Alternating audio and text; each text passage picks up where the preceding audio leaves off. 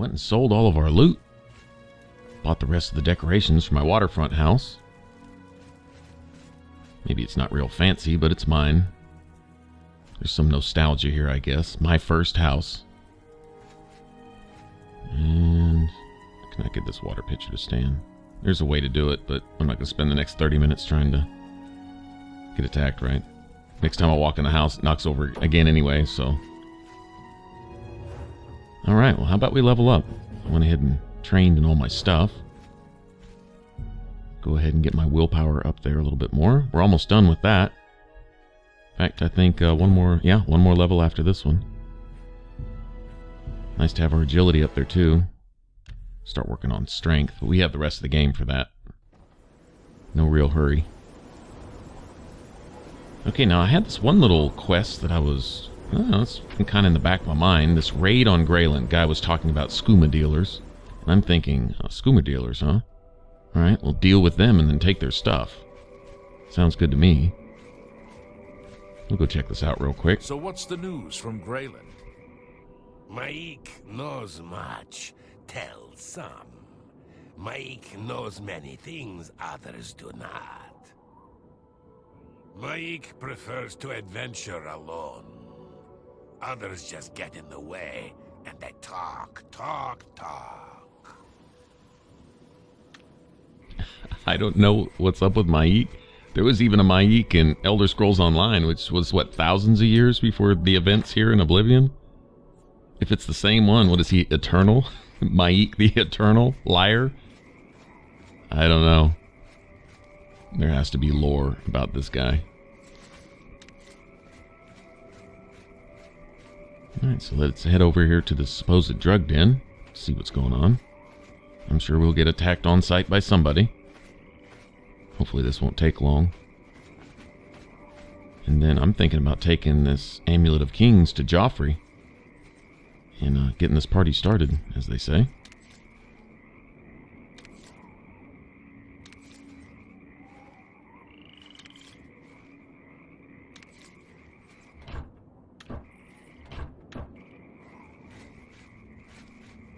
There we go. Free repair hammers. I am down with that.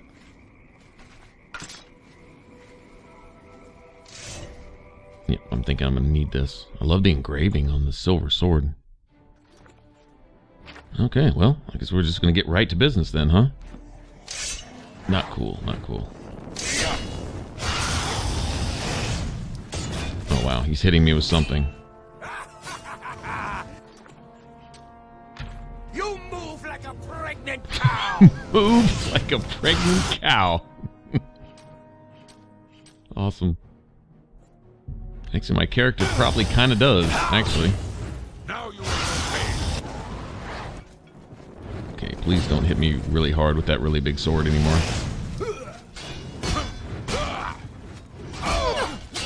You gotta go, man.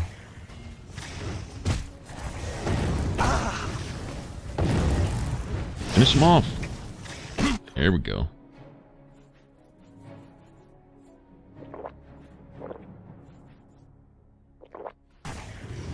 Damn, dude's tough.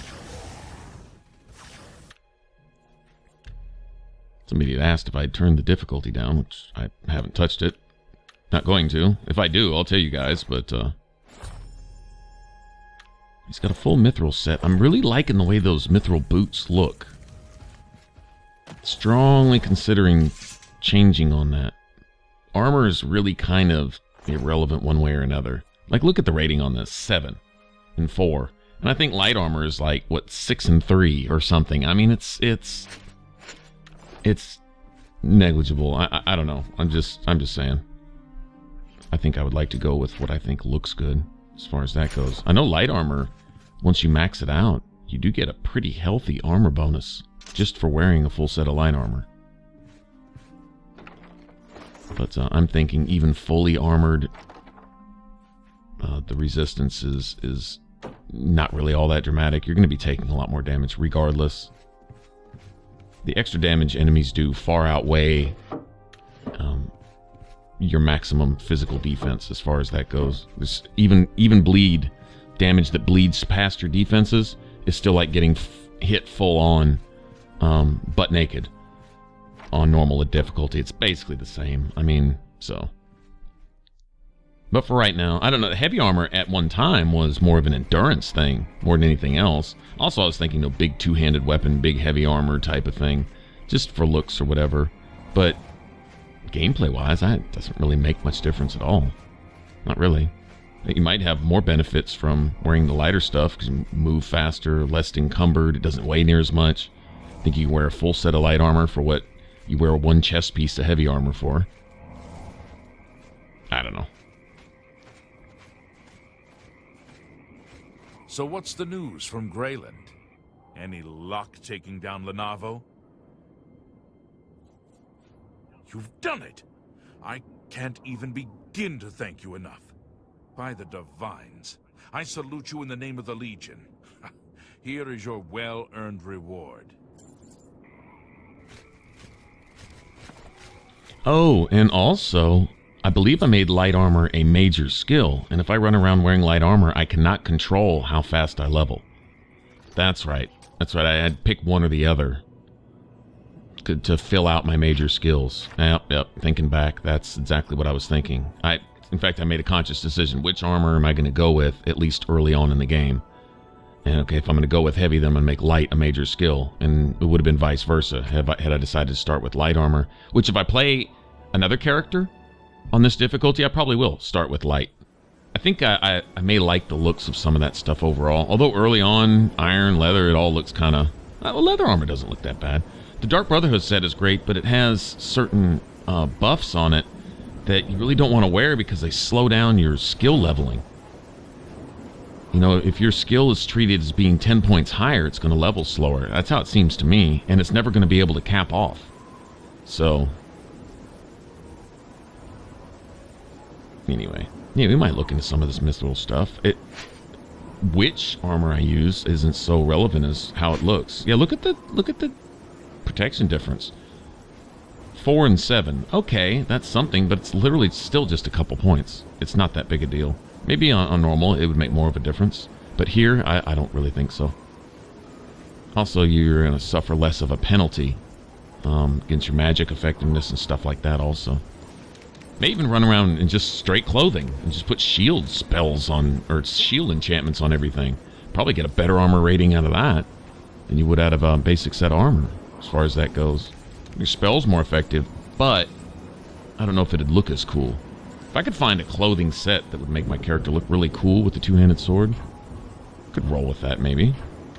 We could probably play around with it some. It doesn't really matter. Like I say, I plan on playing another character like this and rolling with the lessons that I've learned on this one with you guys. And see if we can't make the game even more manageable and optimize it, I guess you could say, earlier. Maybe do something of a playthrough story build, you know, type of thing. Hello, I'm Brother Joffrey. Can I help you? This cannot be. No one but the Emperor is permitted to handle the amulet. Let me see it. By the Nine, this is the Amulet of Kings. Who are you? How did you get this? What do you know of the Emperor's death? As unlikely as your story sounds, I believe you. Only the strange destiny of Uriel Septim could have brought you to me carrying the Amulet of Kings. The Prince of Destruction he referred to is none other than Mehrunes Dagon, one of the lords of the demonic world of Oblivion.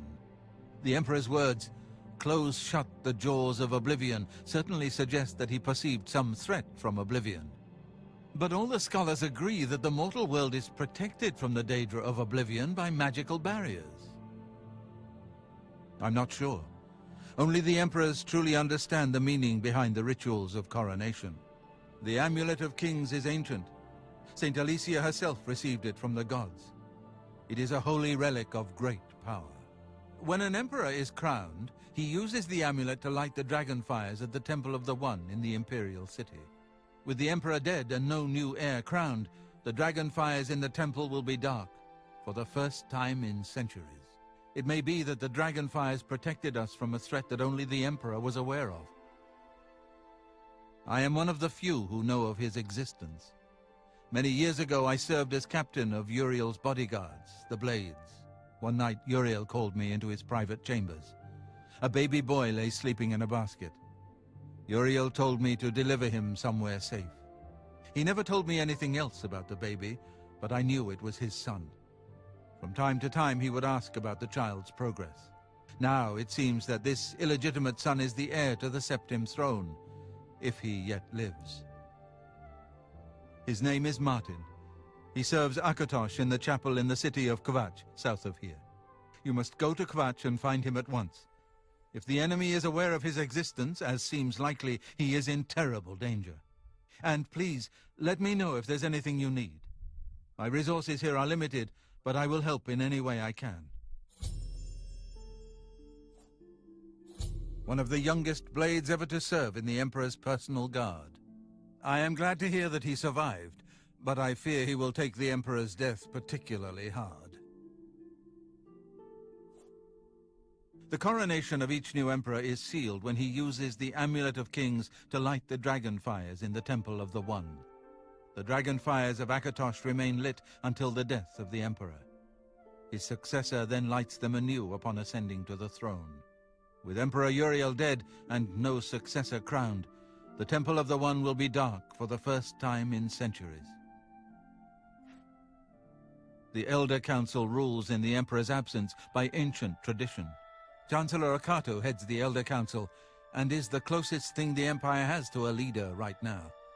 But the Blades answer only to the Emperor, of course. We are not an arm of the government. He is a priest in the chapel of Akatosh in Kvatch. He never knew that he was Uriel Septim's son. You need to find him at once and bring him safely back here. The Daedra Prince of Destruction, an inveterate foe of all mortal races. He was involved with Jagar Tharn's plot against the Empire years ago. It doesn't surprise me to find his hand in the current calamity. Yes, Boris told you right.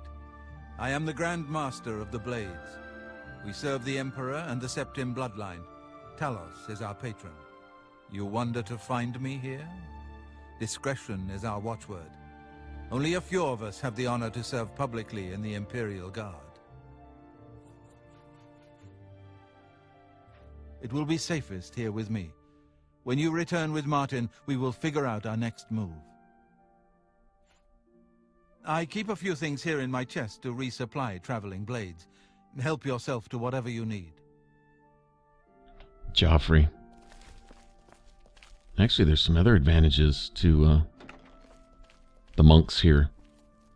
Believe we can get a horse. I actually kind of forgot about that, which is cool. I mean, I honestly really don't use a horse. I really don't. I just run around on foot.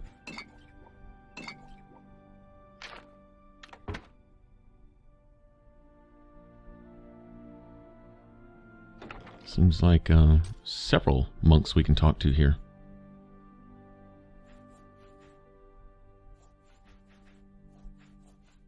I can drop this old steel stuff. I'm just wearing the dwarven stuff because it's cool.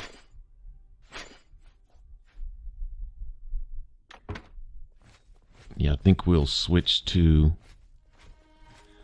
light armor if we do. We'll switch to it. Like carry weight, I don't know. When we start really working on strength too, carry weight isn't really an issue.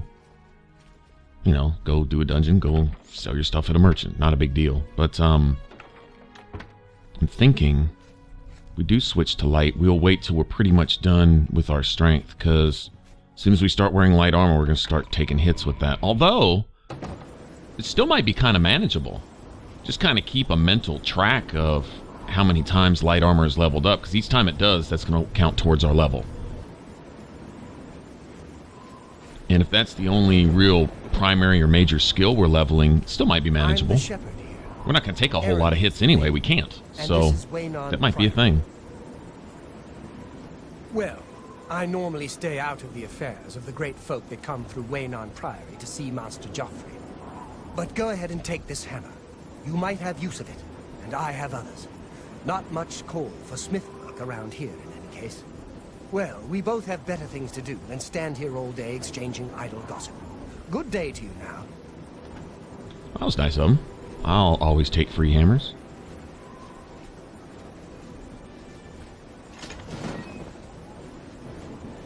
This is peaceful, this priory here. It's just a chapel and sheep farmers, little stable. This added to the game for me. Just the whole nature of this place here at Wayne Priory, kind of getting an idea who Joffrey was. Sure, he's a warlord, grand master of the blades and all that, but at the same time, a devout man. And, you know, charitable. I mean, very cool. It just did more to set the whole ambience of the game. Well, I know that you are on an important mission for the Blades. Please, if you need a horse, take mine from the Priory stables. Go with Talos's blessings. Do not fail. Right? That's how your allies are kind of supposed to be right there. Oh, there we go. Oh, it's not calling me a sinner and yelling at me and telling me to get out of its face. Well, that's nice. Okay, I think I'm going to go sell what last little bit I can, unload as much as I can, make some potions and poisons. I need some heals and things like that. Not sure which of the enemies we're going to be facing here pretty soon are really susceptible to poisons. May even go craft some stuff, but either way, I'm going to meet you guys at Brina Crossing. If we do any crafting, though, then I will include you guys in that, and we may make a new sword, bow, spell combination type of thing. You never know. Anyway, either way, we will meet at Brina Crossing, and then we'll go find this heir of the Emperor. We'll see what happens when we get there. Alright, thanks. If you want to watch the rest of this playthrough, you can click that image in the middle, and if you want to subscribe, you can click that button up top. If you haven't already, that'd be really cool. Alright, y'all take it easy. I'll catch you on the next one. Bye-bye.